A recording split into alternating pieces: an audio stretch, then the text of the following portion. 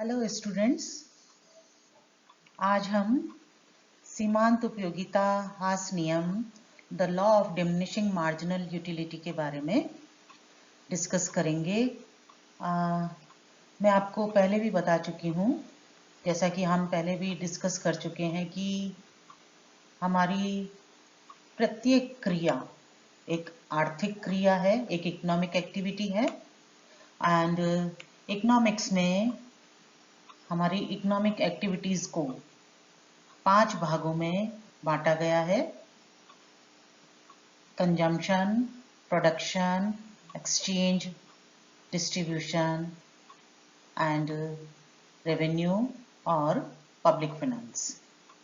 उपभोग, उत्पादन, विनिमय, वितरण और राजस्व, या जिसे हम सार्वजनिक व्यय भी कहते हैं, इन 5 श्रेणियों में हमारी आर्थिक क्रियाओं को बांटा गया है। और हमारी जो आधारभूत आर्थिक क्रिया है, बेसिक जो हमारी इकोनॉमिक एक्टिविटी है, दैट इज कंजम्पशन, उपभोग है। किसी देश में किस वस्तु का कितनी मात्रा में, कब और कैसे उत्पादन किया जाए, इन सब का निर्धारण करने के लिए डिमांड एनालिसिस किया जाता है, मांग का विश्लेषण किया जाता है कि उस देश में जो लोग हैं वो किन वस्तुओं की और कितनी मात्रा में डिमांड कर रहे हैं। और इस डिमांड एनालिसिस करने के लिए उपभोक्ता के व्यवहार का, कंज्यूमर के बिहेवियर का स्टडी किया जाता है कि एक कंज्यूमर, एक व्यक्ति वस्तुओं का उपभोग किस प्रकार से करता है। इन सब का स्टडी करने के लिए मेनली जो 2 अप्रोचेज हैं वो फेमस हैं। एक है गणनावाचक दृष्टिकोण और एक है क्रमवाचक दृष्टिकोण।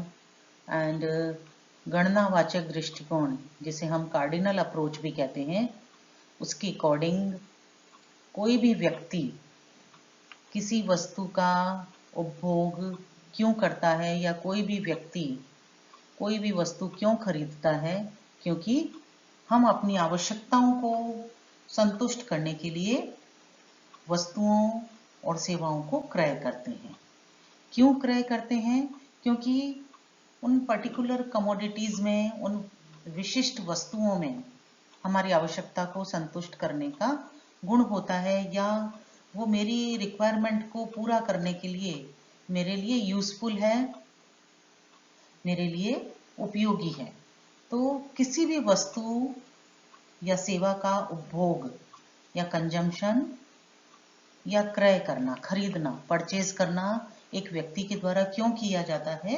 क्योंकि वह वस्तु उस व्यक्ति विशेष की आवश्यकता को पूरा करती है। उसमें, उस वस्तु में उस व्यक्ति विशेष की आवश्यकता को संतुष्ट करने का गुण होता है, जिसे हम उपयोगिता कहते हैं। तो हम कोई भी वस्तु क्यों खरीदते हैं? क्योंकि उस वस्तु में उपयोगिता है, हमारी आवश्यकता को संतुष्ट करने की। एंड आवश्यक उपयोगिता, जैसा कि हमने उपयोगिता की विशेषताओं में भी पढ़ा था कि उपयोगिता आवश्यकता की तीव्रता पर निर्भर करती है। जितनी ज़्यादा हमें किसी वस्तु की रिक्वायरमेंट होगी, जितनी ज़्यादा इंटेंसिटी ऑफ डिज़ायर होगी, आवश्यकता की तीव्रता होगी, उतनी ही ज़्यादा हमें कोई भी वस्तु उपयोगी नज़र आएगी या महसूस होगी। तो उपयोगिता जो है वो आवश्यकता की तीव्रता पर निर्भर करती है, और इस आवश्यकता की तीव्रता पर निर्भर होने के कारण ही सीमांत उपयोगिता हास नियम भी क्रियाशील होता है। तो सीमांत उपयोगिता हास नियम क्या है, ये किस तरह से क्रियाशील होता है, इसके बारे में हम स्टडी करेंगे। The law of diminishing marginal utility, सीमांत उपयोगिता ह्रास नियम। सबसे पहले ये नियम जर्मन के अर्थशास्त्री प्रोफेसर गोसेन के द्वारा बताया गया था। इसीलिए सीमांत उपयोगिता हास नियम को गोसेन का प्रथम नियम या the first law of Gaussian कहते हैं। और बाद में इस नियम की वैज्ञानिक व्याख्या कार्डिनल अप्रोच के जो अर्थशास्त्री हैं, गणनावाचक दृष्टिकोण के अर्थशास्त्री प्रोफेसर मार्शल के द्वारा प्रस्तुत की गई थी। ये नियम उपयोगिता के गणनावाचक दृष्टिकोण पर आधारित है एंड उपभोग के क्रम में यदि हम किसी वस्तु का कंजम्पशन कर रहे हैं तो उपभोग के क्रम में वस्तु की प्रत्येक इकाई से प्राप्त उपयोगिता को सीमांत उपयोगिता कहते हैं। तो सीमांत उपयोगिता हास नियम के बारे में डिस्कस करने से पहले हम ये जानेंगे कि सीमांत उपयोगिता किसे कहते हैं। तो क्या होती है सीमांत उपयोगिता? कि वस्तु की हम अपनी आवश्यकता को संतुष्ट करने के लिए किसी x वस्तु की एक से अधिक यूनिट्स का कंजम्पशन करते हैं, इकाइयों का उपभोग करते हैं और प्रत्येक इकाई से वस्तु की प्रत्येक इकाई से प्राप्त उपयोगिता को सीमांत उपयोगिता कहते हैं। Utility we derive from every unit of commodity is called marginal utility. उपभोग के क्रम में जब हम कंजम्पशन कर रहे होते हैं उस समय वस्तु की प्रत्येक इकाई से प्राप्त उपयोगिता को सीमांत उपयोगिता कहते हैं और इन सभी सीमांत उपयोगिताओं को यदि जोड़ लिया जाए तो उसे हम उस वस्तु की कुल उपयोगिता कहते हैं। So total utility is summation of marginal utility. कुल उपयोगिता वस्तु की प्रत्येक इकाई से प्राप्त सीमांत उपयोगिताओं का योग है। या अगर हमें टोटल यूटिलिटी दी हुई है तो मार्जिनल यूटिलिटी का मेजरमेंट कैसे करते हैं कि change in total utility due to change in quantity of commodity is marginal utility. कि किसी वस्तु की एक अतिरिक्त इकाई का प्रयोग करने से कुल उपयोगिता में जो परिवर्तन होता है उसे हम सीमांत उपयोगिता कहते हैं। तो मार्जिनल यूटिलिटी को, सीमांत उपयोगिता को हम कई तरह से व्यक्त कर सकते हैं कि वस्तु की उपभोग के क्रम में इन कंटिन्यूएशन ऑफ कंजम्पशन वस्तु की प्रत्येक इकाई से प्राप्त उपयोगिता को सीमांत उपयोगिता कहते हैं या वस्तु की एक अतिरिक्त इकाई का उपभोग करने से कुल उपयोगिता में जो परिवर्तन होता है उसे सीमांत उपयोगिता कहते हैं। और वस्तु की जो उपयोगिता है वो आवश्यकता की तीव्रता पर निर्भर करती है। जितनी इंटेंस डिजायर होगी उतनी ही ज्यादा उपयोगिता होगी। Utility depends on intensity of desire, higher the intensity higher the utility. किसी समय विशेष पर हम अपनी आवश्यकता को संतुष्ट करने के लिए वस्तु की अनेक इकाइयों का उपभोग करते हैं और जैसे जैसे हम वस्तु की अतिरिक्त इकाइयों का उपभोग करते जाते हैं वैसे वैसे हमारी आवश्यकता संतुष्ट होती जाती है और आवश्यकता की तीव्रता कम होती जाती है। इसलिए हर अतिरिक्त इकाई से पहले की तुलना में कम उपयोगिता प्राप्त होती है। इसे ही सीमांत उपयोगिता हास नियम कहते हैं। फॉर एग्जाम्पल, हमें प्यास लग रही है और अत्यधिक प्यासे हैं, बेहद प्यासे हैं हम, तो फर्स्ट ग्लास ऑफ वाटर जो हमें मिलेगा वो अति उपयोगी न लगेगा, हमें बेहद यूजफुल होगा, उससे हमें बहुत ज़्यादा संतुष्टि प्राप्त होगी। तो first glass of water is very useful, बहुत उपयोगी है। एक ग्लास पानी पी लिया, हमारी प्यास थोड़ी सी शांत हो गई। अब दूसरा ग्लास जो है पानी का, उसको वो हमें थोड़ा सा कम उपयोगी लगेगा क्योंकि हम एक गिलास पानी पी चुके हैं, हमारी आवश्यकता संतुष्ट हो चुकी है, आवश्यकता की तीव्रता पहले की तुलना में कम हो चुकी है। इसलिए दूसरे ग्लास से हमें पहले की तुलना में कम संतुष्टि प्राप्त होगी या कि हमें वो कम उपयोगी लगेगा। 2 गिलास पानी पीने के बाद में तीसरा ग्लास जो है पानी का वो और भी कम उपयोगी नजर आएगा और 3 गिलास पानी पीने के बाद में यदि हमारी प्यास संतुष्ट हो जाती है तो चौथे गिलास की हमें अब कोई ज़रूरत नहीं है। यानी जो चौथा गिलास है, पानी का जो चौथा गिलास है, उसकी उपयोगिता हमारे लिए शून्य होगी, क्योंकि अब हमारी प्यास शांत हो चुकी है। और यदि हमें चौथे गिलास के बाद में पांचवें गिलास भी दे दिया जाए पानी पीने के लिए, तो ओवर ड्रिंकिंग हो जाएगा, ज़रूरत से ज़्यादा पानी पीना हो जाएगा। और यदि छठा गिलास भी हमें पीना पड़ गया तो हो सकता है कि हमें उल्टी हो जाए, पानी सारा बाहर निकल जाए, और हम इसे कहेंगे कि हमें उस छठे गिलास से ऋणात्मक उपयोगिता मिली है, नेगेटिव यूटिलिटी प्राप्त हुई है। तो कहने का अभिप्राय ये है कि क्योंकि उपयोगिता आवश्यकता की तीव्रता पर निर्भर करती है, और जैसे जैसे हम वस्तु की अतिरिक्त इकाइयों का कंजम्पशन करते जाते हैं, वैसे वैसे हमारी आवश्यकता संतुष्ट होती जाती है। आवश्यकता की तीव्रता, इंटेंसिटी ऑफ डिजायर, कम होती जाती है। इसलिए हर एडिशनल यूनिट से मिलने वाली उपयोगिता, जिसे हम सीमांत उपयोगिता कहते हैं, वो धीरे धीरे घटती जाती है, रिड्यूस होती जाती है, डिक्लाइन होती जाती है। और एक पॉइंट ऐसा आता है जबकि मार्जिनल यूटिलिटी जीरो हो जाती है, यानी उस वस्तु की उस इकाई से हमें अब कोई उपयोगिता नहीं मिल रही है, अब उसकी हमें कोई आवश्यकता नहीं है। और उसके बाद में भी यदि हम उस कमोडिटी का कंजम्पशन कंटिन्यू रखते हैं तो फिर वो हमारे को नुकसान पहुंचाना शुरू कर देती है। इट मीन्स उसकी जो मार्जिनल यूटिलिटी है वो जीरो नेगेटिव होती जाती है, ऋणात्मक होती जाती है। और इसे ही अर्थशास्त्र में सीमांत उपयोगिता ह्रास नियम कहते हैं।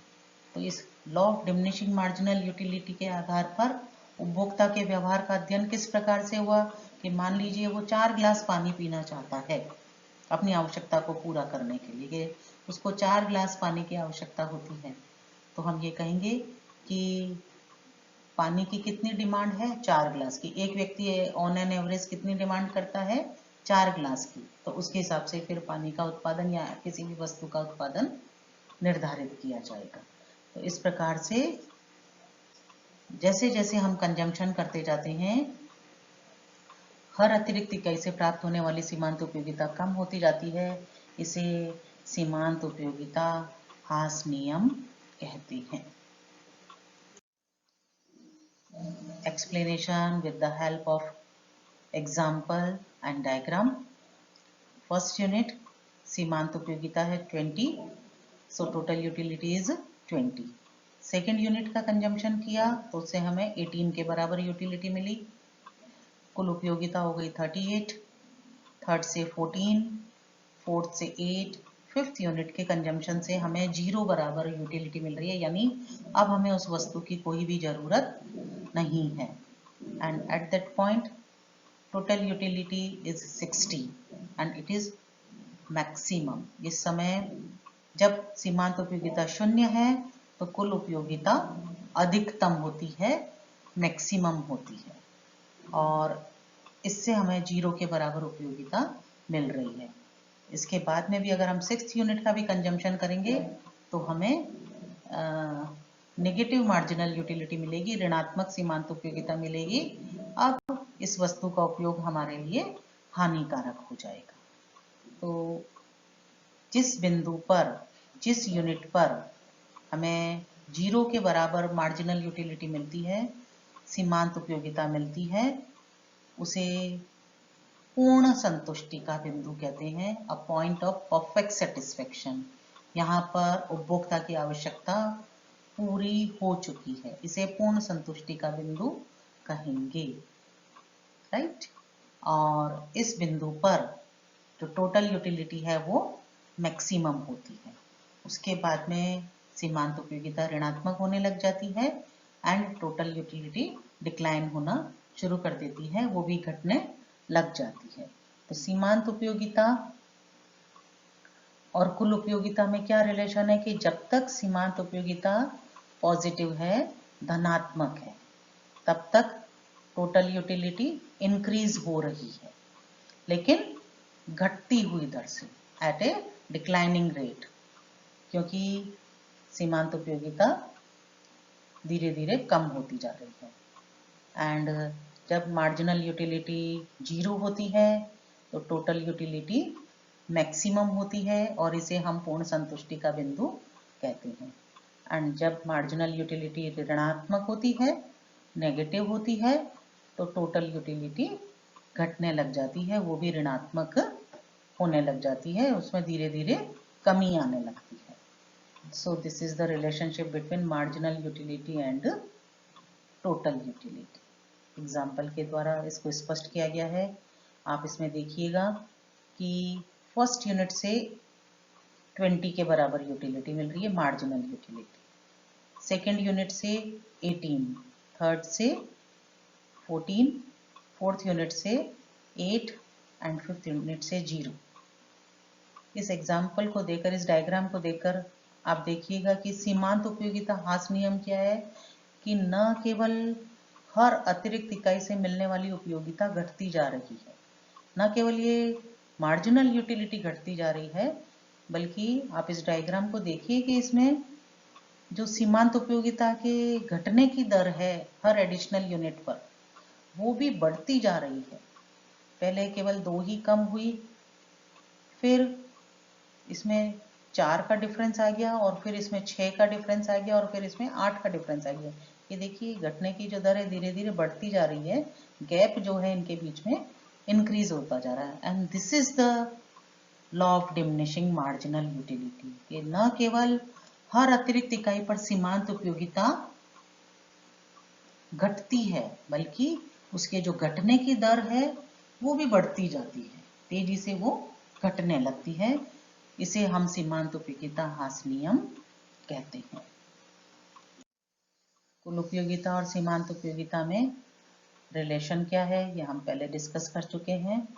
इस नियम की मान्यताएं क्या है कि इकोनॉमिक्स में किसी भी नियम के क्रियाशील होने के लिए कुछ शर्तों का पूरा होना जरूरी है।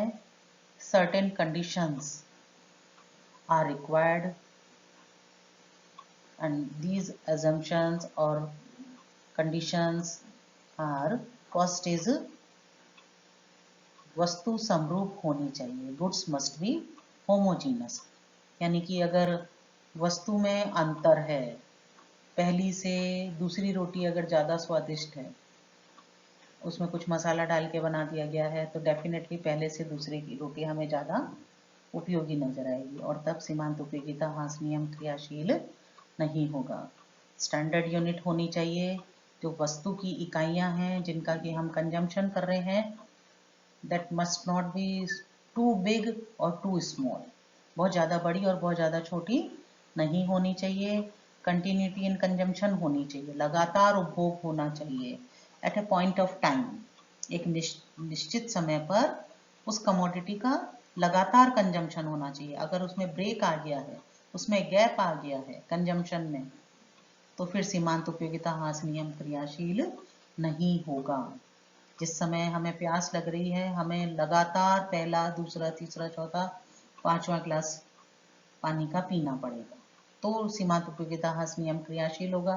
यदि हम 2 ग्लास पानी पी लेते हैं, फिर आधे घंटे रुक जाते हैं और फिर 2 ग्लास पानी पीते हैं, तो फिर सीमांत उपयोगिता ह्रास नियम क्रियाशील नहीं होगा। तो there must be continuity in consumption, उपभोग में लगातार होना चाहिए। वस्तु की स्वयं की या संबंधित वस्तु की कीमत में परिवर्तन नहीं होना चाहिए। No change in price of commodity और रिलेटेड गुड्स।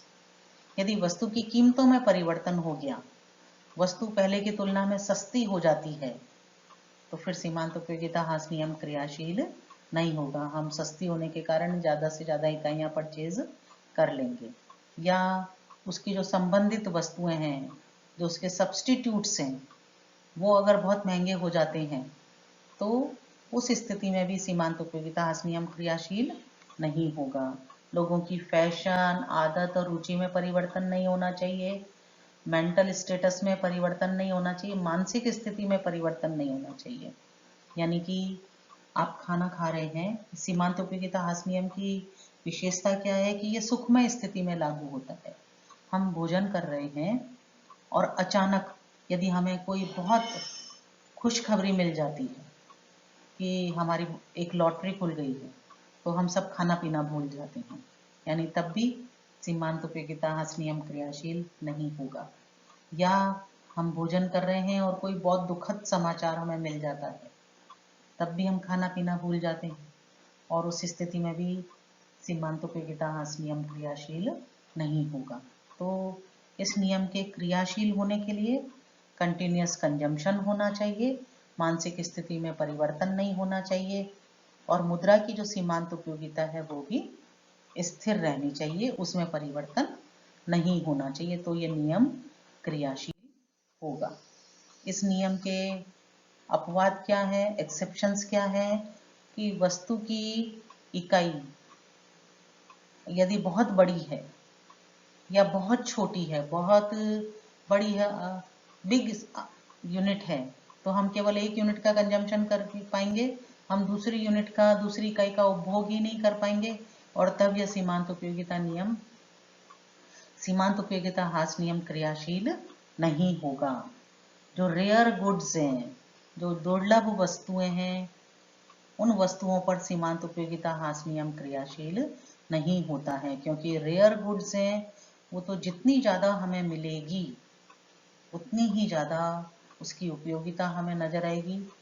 उस स्थिति में अगर रेयर गुड्स हैं जो कि दुर्लभ है, आम लोगों को नहीं मिल पाती हैं, ऐसी वस्तुएं यदि हमें मिलती जाएंगी तो हमारे लिए उनकी उपयोगिता कभी भी खत्म नहीं होगी, और उस स्थिति में ये सीमांत उपयोगिता ह्रास नियम क्रियाशील नहीं होगा। डिजायर ऑफ डिमॉन्स्ट्रेशन, यदि हमें अपने शक्ति का प्रदर्शन करने का इच्छा है, हमें अपने धन का प्रदर्शन करने की इच्छा है, तो पैसा जितना ज़्यादा आता जाएगा उतना ही ज़्यादा हमें अच्छा लगता जाएगा, और उस स्थिति में धन की जो इच्छा है, पैसे की जो इच्छा है, उस पर कभी भी सीमांत उपयोगिता ह्रास नियम क्रियाशील नहीं होगा। जितना ज़्यादा पैसा आता जाएगा उतना ही ज़्यादा हम रईस बनते जाएंगे और समाज में हमारा स्टेटस बढ़ता जाएगा। तो धन कमाने की जो इच्छा है उस पर सीमांत उपयोगिता ह्रास नियम कभी भी क्रियाशील नहीं होता है। इसी तरह से पावर, शक्ति प्रदर्शन की जो इच्छा है उस पर भी सीमांत उपयोगिता ह्रास नियम क्रियाशील नहीं होता है। अल्कोहलिक गुड्स हैं, नशीले पदार्थ हैं, जो कि शराब है, चरस है, गांजा वगैरह है, इन पदार्थों पर भी सीमांत उपयोगिता ह्रास नियम क्रियाशील नहीं होता है, क्योंकि जिनको नशा करने की आदत है उनको तो जितना ज़्यादा ये मिलता जाएगा उतनी ही उनके लिए उपयोगिता बढ़ती जाएगी, तो इन पर सीमांत उपयोगिता ह्रास नियम क्रियाशील नहीं होता है। इसी तरह से अ स्वीट पोएट्री और अ सॉन्ग, यदि कोई एक बहुत अच्छी कविता है या एक बहुत अच्छा गाना है, उसको हम जितना ज़्यादा सुनते जाएंगे उतना ज़्यादा उसमें हमको रस आता जाएगा, उस स्थिति में सीमांत उपयोगिता ह्रास नियम क्रियाशील नहीं होगा। पर जैसा कि प्रोफेसर बोल्डिंग कहते हैं कि हो सकता है कि शुरू में इन सभी वस्तुओं पर रेयर गुड्स हैं, डिज़ायर ऑफ डिमॉन्स्ट्रेशन है, अल्कोहलिक गुड्स हैं, अ स्वीट पोएट्री और अ सॉन्ग है, हो सकता है कि कुछ समय तक इनकी हर अतिरिक्त इकाई से प्राप्त होने वाली सीमांत उपयोगिता बढ़ती जाए, but ultimately it will decline, लेकिन अंततः ये अवश्य ही कम होगी, घटेगी ही।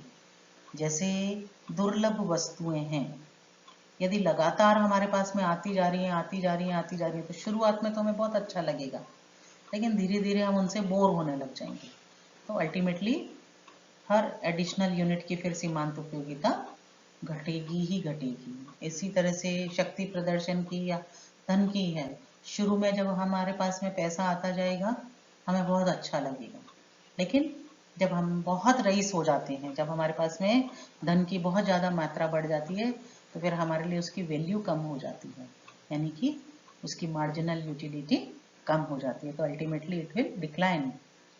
इसी तरह से पोएट्री एंड सॉन्ग का भी है, शुरू में जब हम कोई नया गाना सुनते हैं या कोई नई कविता सुनते हैं, तो हमें धीरे धीरे समझ में आने लगती है।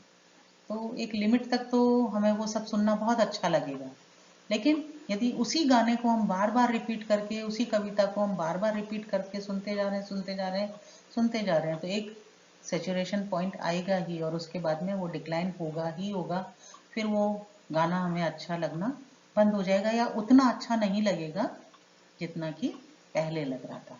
It means ultimately the marginal utility of the commodity will decline, घटेगी ही घटेगी, and that's why it's a universal law.